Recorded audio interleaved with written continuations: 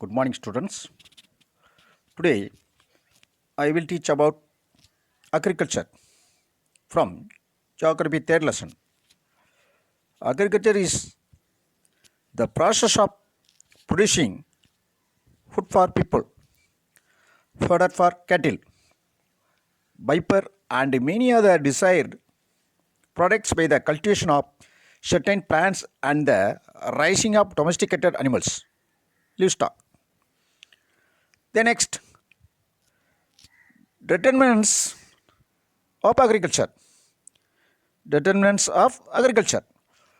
Agriculture in India is determined by a set of factors, some of the important factors.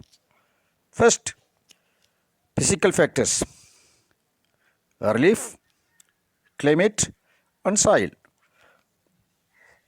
Next, institutional factors, size of farm holdings, land tenure, and land reforms.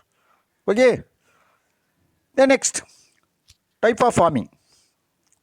Owing to variation in the physical environment and culture, a variety of farming practices and cultivation systems have evolved in different parts of India. A. Subsistence farming. A considerable proportion of farmers in the country practice subsistence farming. In this agricultural land holding is small. Okay. The next, shifting agriculture. This type of agriculture is performed by tribal people in a piece of forest land after clearing the trees through felling and burning the trunks and branches. Okay, these are shifting agriculture. The next, intensive farming. Intensive farming is an agricultural intensification and a mechanization systems that aims to maximize yields from available land through various means such as heavy use of pesticides and chemical fertilizers. Again, these are intensive farming. The next, dry farming. This type of farming is practiced in arid areas where irrigation facilities are lacking.